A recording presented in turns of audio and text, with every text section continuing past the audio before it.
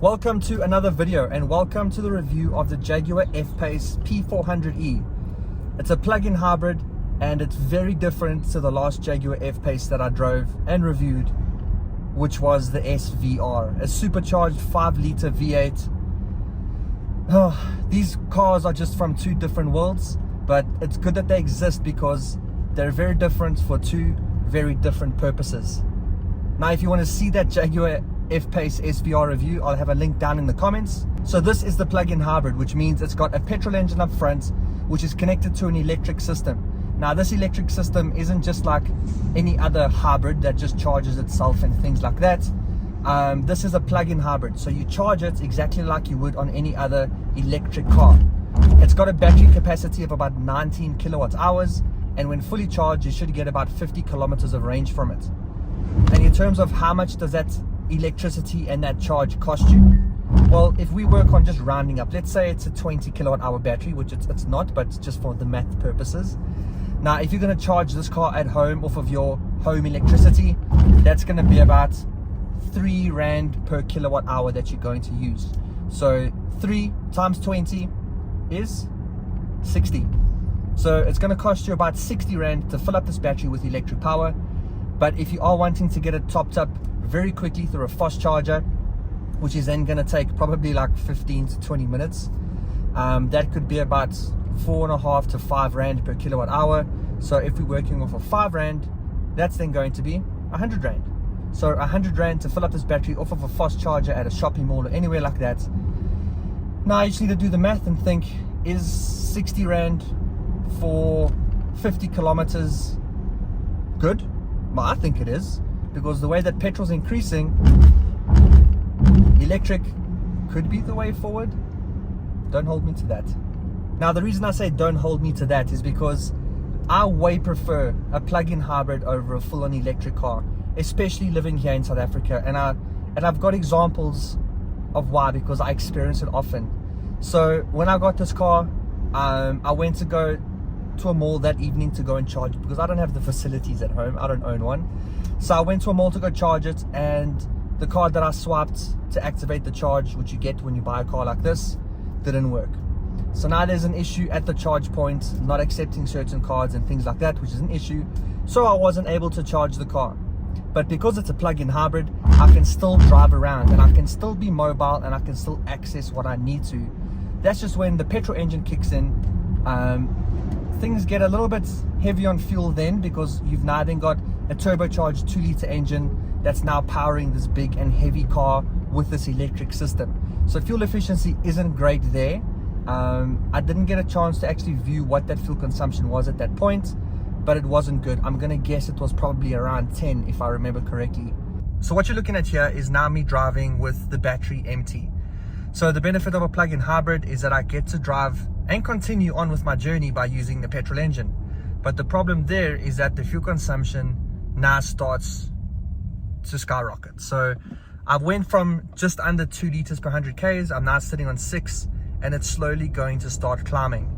The benefit here is that the car will also keep the battery charged at a minimum. So when you're braking and things like that, it'll use the regenerative energy to put back into the system to use as power to power the car.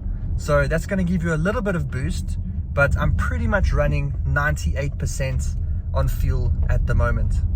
But now, if you've then got a fully charged battery and you've got your electric system and the fuel working together in hybrid mode, you can 100% get the claimed 2.2 liters per 100 Ks when driving this car around.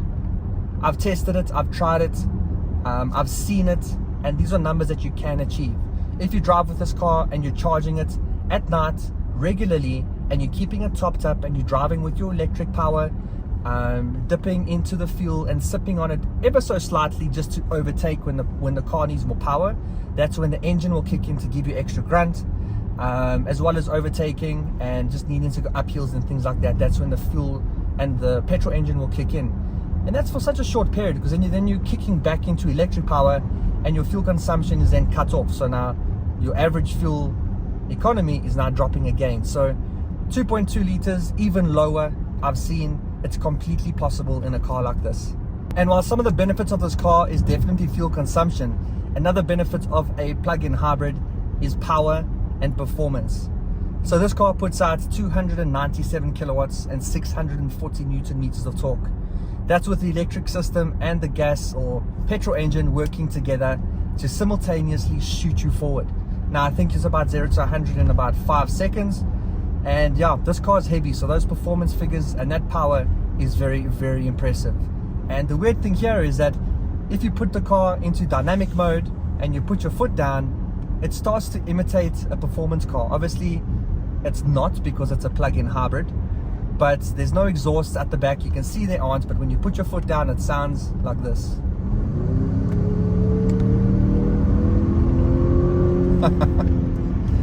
That's definitely not real, and that's definitely coming from the speakers 100%. Now all of this isn't cheap, and to get yourself into a plug-in hybrid or dynamic Jaguar F-Pace P400e just like this one, you're going to be looking at just over 2 million rand. So 2 million rand for all of this, but you're getting a very advanced drivetrain, you're getting a very advanced hybrid system that's seamless, that works perfectly. You don't even feel the change between the engine turning off and turning on.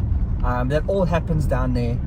You've got a luxurious car that looks beautiful. It's designed really, I think it's one of the best looking SUVs on sale right now. And in this R dynamic pack, you've got everything blacked out. You've got a black grille, you've got the black Jag logos. It really, really looks nice. And you've got these massive wheels, red brake calipers. It oozes sports car, it oozes luxury, and it oozes premiumness. And that carries through onto the inside too. So you've got a full leather interior, leather steering wheel, dashboard, soft touch materials, and this really nice wood finish on the inside here that's like a black wood. So it's not like normal like light brown or oak or dark brown, it's black. So it suits the interior really nicely. It matches the inside here with this dark Alcantara headlining, the black leather, the contrast white stitching. It really, really looks nice in here. You've got also the contrasting metal from the Meridian sound system that really pumps. And some comfortable seats that are electric. They've got memory, they're heated, they're cooling, they're massaging. You've got everything you need inside here. So at a price point of 2 million rand, it's a lot of money, but you're getting a lot for that too. You've got a massive panoramic sunroof, and down in the center here, you've got the 11-inch infotainment with wireless Apple CarPlay and Android Auto. It's got everything you need to control the car. You can look at your electric system. You can see if you're using energy, if you're storing energy. It's really, really advanced. The only downside that I have for this car is that it only has a reverse camera. At 2 million rand, you couldn't have given us a 360 camera system. I think that that's rude, and yeah, I'm not going to delve more into that. Just know that I'm upset by it. Speaking more about the electric system, you have a button down here called EV, and when you click it, it changes the settings between hybrid, save, or EV. So you can choose if you want the car to be in completely EV mode. You can choose if you want it to be in hybrid, where it works between the fuel and the electricity, or you can choose to be in save. And save is literally it. You're saving your electric system. So it's only going to use the petrol engine, and it's not going to eat into any of the electric range that you have. Down here in the center below the infotainment, you've also got a separate climate control section, which I really like because Jaguar and Land Rover alike have found a way to integrate more than one thing into one function. So you've got these dials down here that if you pull them up, you're adjusting the fan speed. If you're pushing them in, you're adjusting the temperatures of your seats.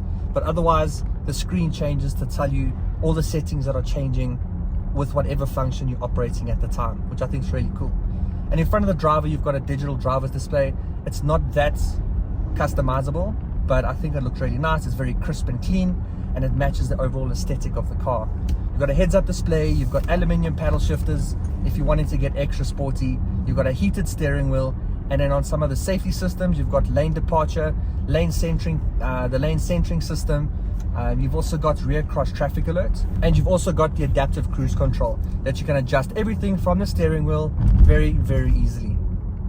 There's lots of space inside here. The seats are comfortable. You're in a great seating position. You've got a lot of room in the back for your passengers. There's lots of room in the boot. There's not a lot not to like about this car, except for the price and the fact that you don't have a 360 camera system. Otherwise, it's a really, really great car. Now, if you're wanting to get yourself a Jaguar F-Pace, then go check one out on ChangeCars.co.za. They're a website that sells new and used cars, but the best thing about them is that they vet and check every single dealership that sells cars on their website. So they know who they are and they know the quality that comes with them. There's no fly-by-nights that are going to try and rip you off, scam you, and everything like that.